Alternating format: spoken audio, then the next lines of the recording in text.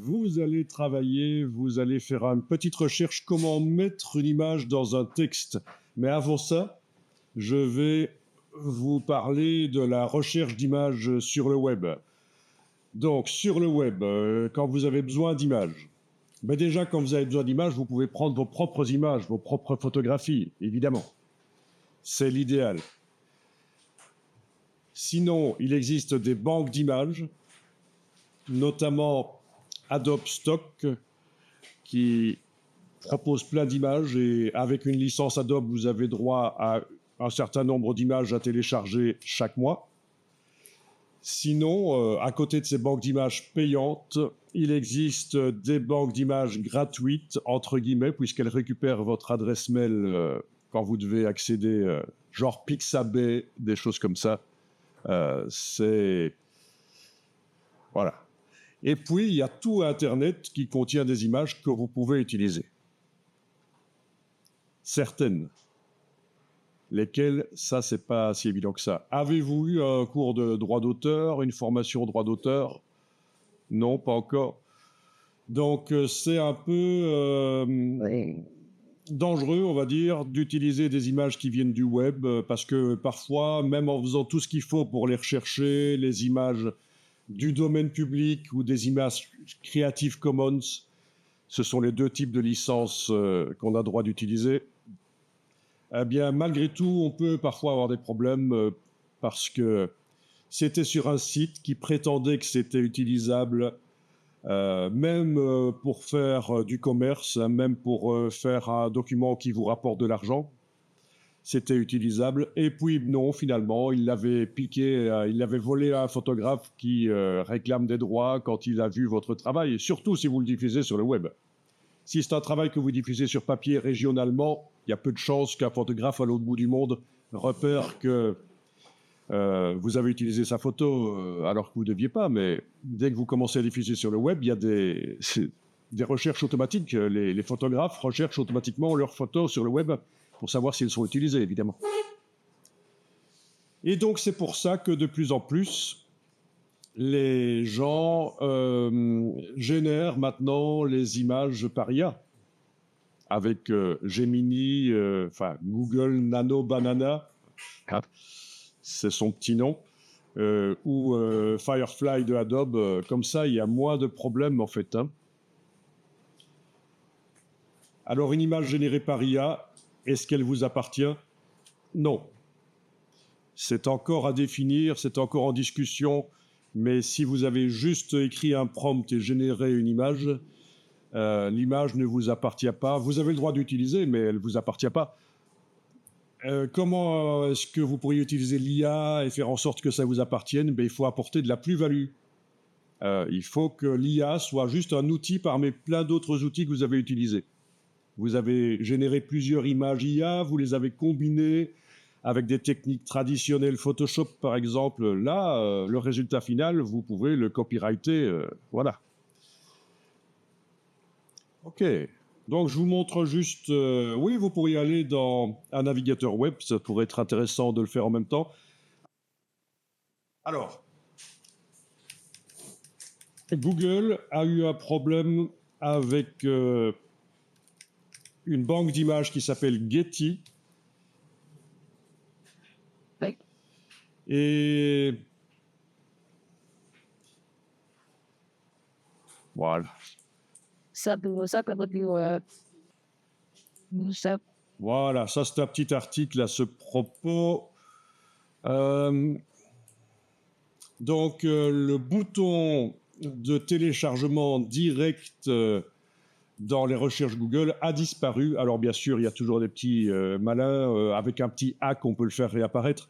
Mais donc, Google donne accès à plein d'images, mais ça va être difficile de les télécharger en haute définition. Oui, parce que le bouton disparaît pour les images de Getty. C'est ça que Getty voulait, qu'on ne puisse plus télécharger en direct leurs images, mais aussi pour toutes les autres images du web, en fait. Alors, au niveau moteur de recherche, à part Google, il y a plein d'autres moteurs de recherche. Je connais quelqu'un qui utilise le moteur de recherche russe depuis des décennies. Yandex, et il dit qu'on trouve plein de choses intéressantes dessus. Sinon, comme moteur de recherche, donc on est bien d'accord, hein, vous voyez la différence. Ça, c'est un navigateur web. Firefox, Google Chrome, Safari, Bing, non Edge, ça s'appelle sur Microsoft, c'est ça, hein? Donc tout ça, c'est des navigateurs, et dans le navigateur, vous avez les moteurs de recherche. Voilà. Ah, il paraît que celui-là a un succès fou ces derniers temps, en mai 2026, parce que Google vient de changer des choses au niveau de l'IA et de la recherche. Et il paraît qu'en Amérique du Nord, il y a plein de gens qui passent vers DuckDuckGo, qui existe depuis très longtemps. Voilà.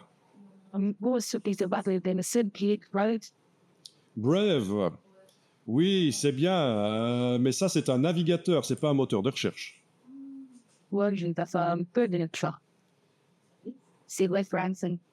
Pour moi, c'est un navigateur, et justement, son intérêt, c'est que quand on regarde des vidéos YouTube, il n'y a pas les publicités, il paraît. C'est ça? Tu confirmes? Brave. Alors, bing.com, tapez ça dans la barre d'URL du navigateur. Bing.com a le bouton qui permet d'afficher les images en haute définition. Parfois, ça ne marche pas bien, ça vous redirige vers un site qui vous demande votre adresse mail. Dans ce cas-là, vous ne le faites pas ici, évidemment. Et voilà. Je ne vais pas passer en revue toutes les possibilités ici de Bing. Vous allez juste taper le nom de quelque chose que vous recherchez. Généralement, en anglais, ça donne plus de résultats. Bien sûr, si vous tapez en français, ça peut donner d'autres résultats. Alors, une image qui montre un sujet dans un décor.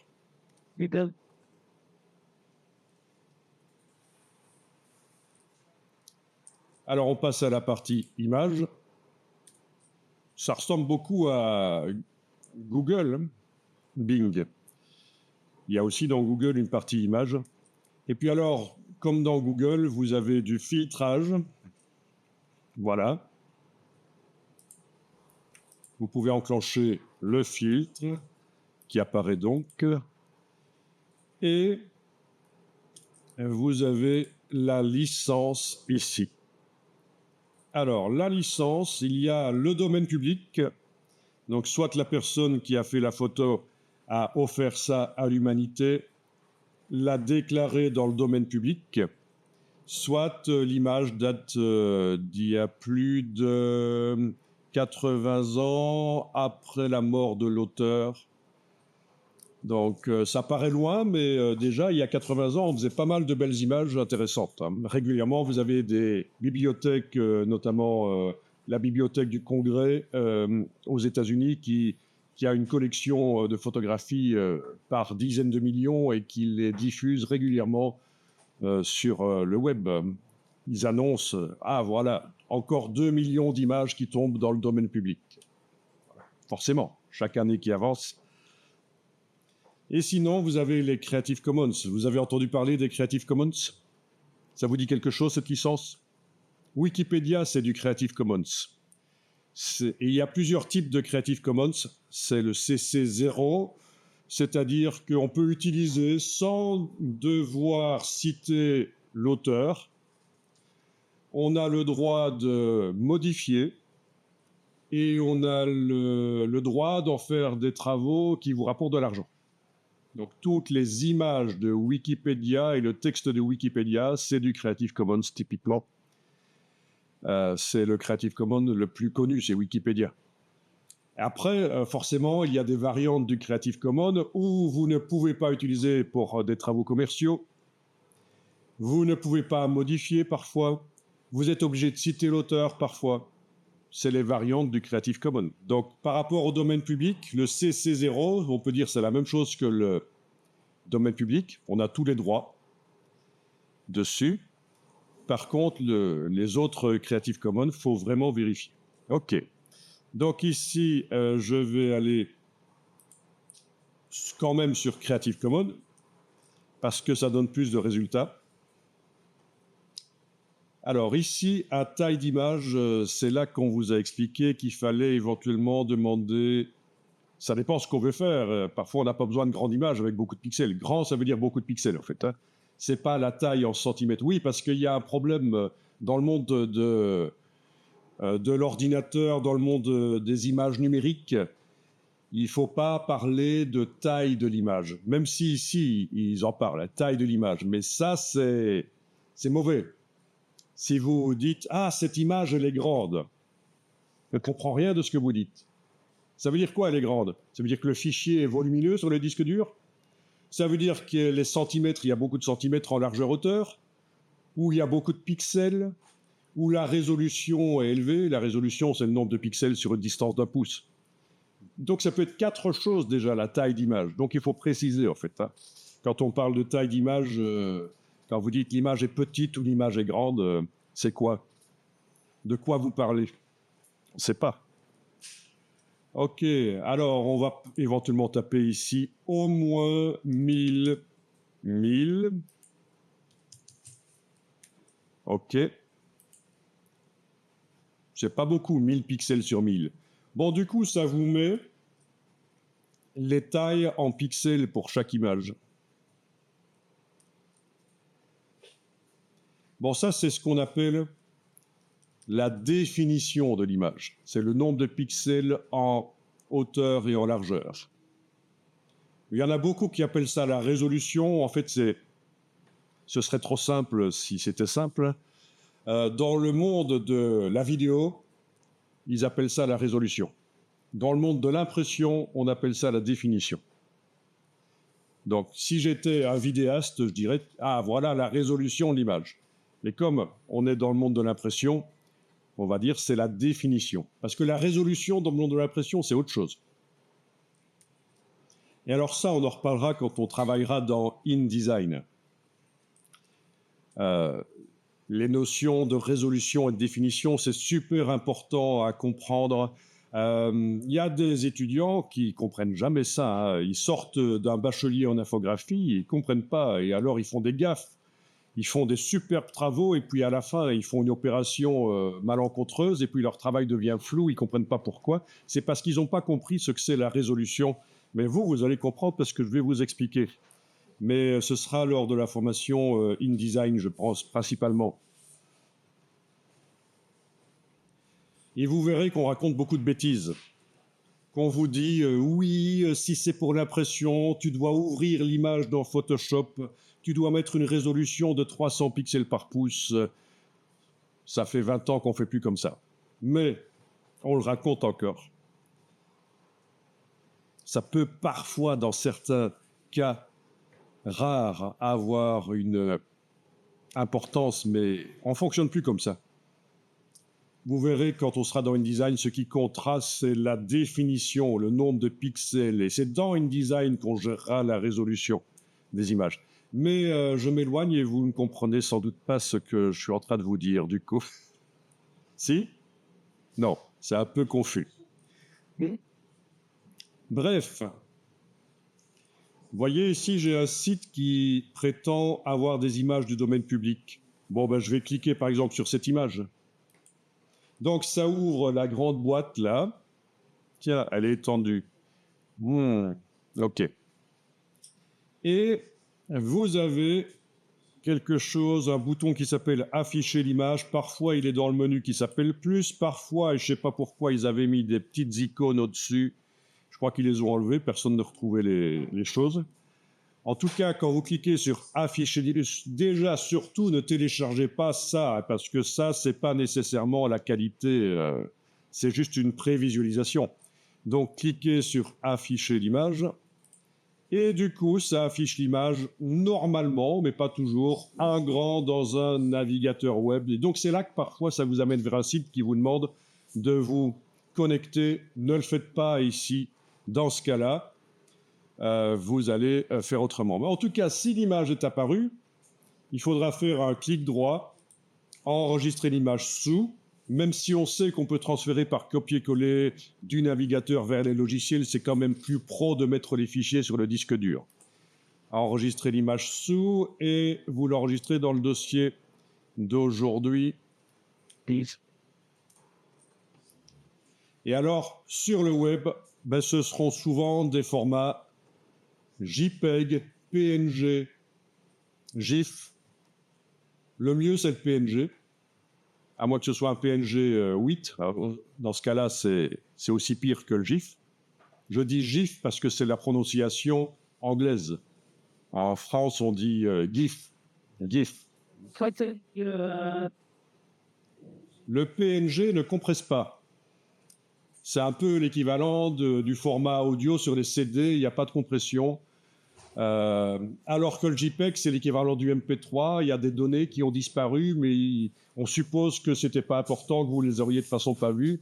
Mais dès qu'on commence à retravailler une image JPEG, à modifier les couleurs, alors on voit qu'il y a eu de la compression destructive.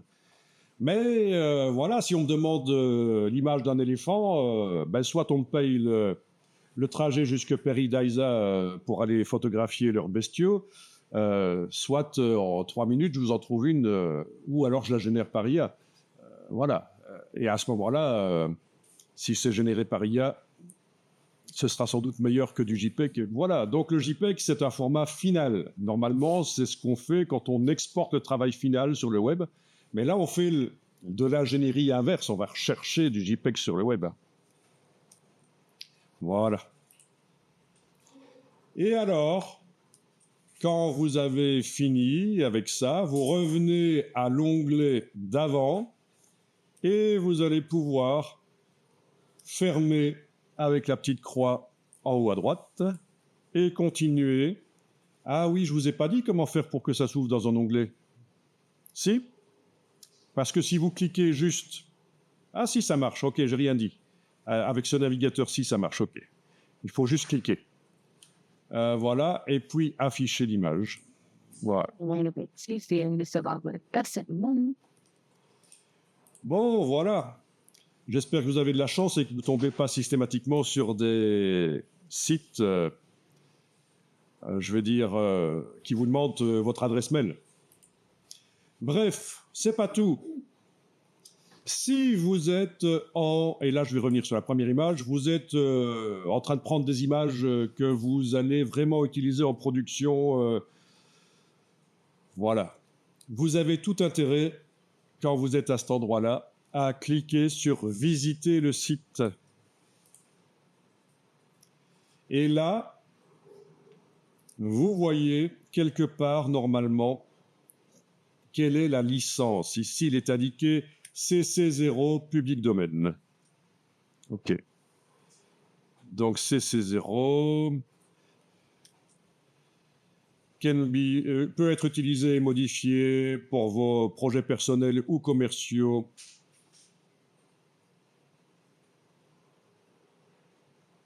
Voilà, c'est un peu casse-gueule et dangereux quand même. Et alors, méfiez-vous des images libres de droit. C'est un terme ennuyeux parce que c'est une licence pour une certaine utilisation que le site vous donne. Et si vous l'utilisez pour autre chose, vous risquez d'avoir des problèmes. Donc, libre de droit, on se dit, ah ben super, je l'utilise comme je veux, ben, c'est souvent pour une utilisation. Voilà. Dangereux, libre de droit. Et alors, ce que je vous conseille, c'est de faire une copie écran, une capture écran de ce que vous voyez là. Comme ça, si quelqu'un débarque et vous dit « t'as utilisé mon image, t'avais pas le droit, comment ça se fait, tu l'as volé où, blablabla », ben vous avez sur la copie écran l'adresse du site et la licence qu'il prétendait avoir. Donc déjà, ben, face à des avocats américains, ça pèse pas grand-chose, mais malgré tout, moi je conseillerais de faire ça pour prouver qu'on était dans son bon droit. Mais vraiment, vous pourriez avoir des images très similaires par IA maintenant. On l'a fait l'autre jour dans Photoshop avec le nouveau modèle. Avant, les visages, c'était moche. Ça ressemblait à une peinture de Francis Bacon ou je ne sais quoi. Mais maintenant, c'est mieux. Et donc, beaucoup de gens font paria pour la sécurité que ça procure au niveau droit d'auteur. On en est là, en 2026. OK. Alors, si je vais voir l'autre, visiter le site. Voilà. Ah ben ça, c'est Wikimedia Commons. Alors là, pas besoin de rechercher plus. Bon, faites quand même une copie écran quand vous... Pas maintenant, hein, mais quand vous serez en situation d'utiliser l'image. Mais tout ce qui est sur Wikimedia Commons, les gens qui déposent, qui participent à la création de Wikipédia, ils mettent des images qu'ils offrent dans le domaine public. Oui, et là, vous avez les différentes tailles. La preview ici fait 800 sur 533, mais il y a la taille originale 3,7 sur 2, à peu près 4 sur 2,5. 4 sur 2,5, si je multiplie 4000 pixels par 2500, j'obtiens combien? À mon avis, j'obtiens 9 millions de pixels, mais je peux me planter. 4000 pixels sur... ou alors je vais faire le vrai chiffre, hein, 3728, 2485.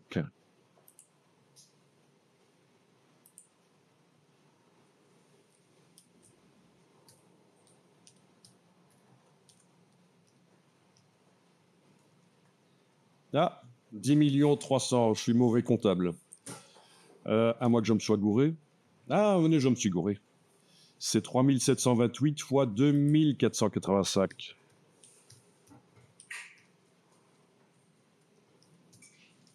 Voilà, ok, je suis pas si mauvais que ça. 9 264 080 pixels dans l'image. D'accord? C'est monstrueux. Bon.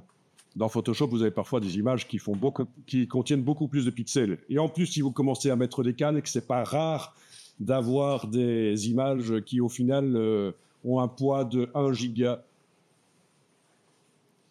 Donc, ça, c'est ce qu'on appelle une image 9 mégapixels. Le million de pixels, c'est mégapixels. Donc, vous voyez, vos appareils photo, je ne sais pas si vous saviez, mais quand il est indiqué que le capteur fait 6 mégapixels, par exemple, ça veut dire que sans devoir multiplier les pixels avec un logiciel, directement, le capteur capte 6 millions de pixels. OK? Qui savait ça ici? Personne. Ah ben, le mégapixel, vous avez déjà entendu parler du mégapixel, forcément, on voit ça partout. Intuitive. Oui. Ouais. Ben voilà, c'est le million de pixels en fait. Sans devoir multiplier avec un logiciel, parce que faites gaffe, hein, parce que il y en a même qui mettent ça dans les appareils photo, dans les smartphones, le multiplicateur de pixels, mais le capteur est plus faible. Enfin bref, voilà, vous avez en gros l'idée sur les... ouais, ils sont superbes. Et avec une bonne sauce, c'est toujours bon, cette pécula. Ah, ok, excusez-moi. Excusez-moi. C'est pas de submission of greater development. Ce cas. Écoutez, je vais vous dire un truc que vous ne savez pas. Jusqu'à peu près 1914, à Paris, il y avait des boucheries canines. Ouais. Et à peu près jusqu'en 1925 en Allemagne. Et encore de nos jours, vous allez dans des villages reculés en Suisse, pas des trucs touristiques nécessairement, ils pratiquent encore ça. Pourquoi pas? Ça fait des millénaires qu'on mange les chiens, quoi. Mais le plus surprenant, c'est quand même la Suisse, je trouve. Quoique les boucheries canines, c'est pas mal aussi. Hein. Ouais, c'est très surprenant. Mais bon. Mais là, ils sont bien tendres, en fait, parce qu'ils sont jeunes. Ah, arrêtez un peu. Alors, ce que je vais vous demander de faire, c'est de télécharger une image. D'abord, avez-vous des questions par rapport à ça? N'hésitez pas, il n'y a pas de questions stupides. C'est vous qui participez. Moi, j'ai pris ça. Vous pouvez prendre évidemment n'importe quoi. Je ne vous ai pas dit de prendre des chiens. Oh, avec une seule, ce sera suffisant. Et que dire de plus? That's what it's like. Ça peut être plusieurs sujets. En fait, l'idée, c'est qu'on va faire apparaître l'image à travers du texte. C'est ça le challenge que vous allez devoir faire. Trouver comment faire apparaître une image à travers du texte. Non, ce ne sera pas comme dans Photoshop. Non. Et alors, ça va peut-être pas donner bien, mais on va voir qu'on peut épaissir le texte au-delà de ce qui est prévu dans la police de caractère par le typographe qui a créé la police. On peut peut-être épaissir le texte pour que l'image soit plus visible. On va même peut-être mettre 2 mots l'un au-dessus de l'autre. Donc, faire un masque avec une image, on l'avait fait l'autre jour. On avait pris un cercle et une image, et l'image apparaissait à travers le cercle. Donc, vous connaissez le principe objet, masque, décrétage, créé. Donc, essayez dans Illustrator.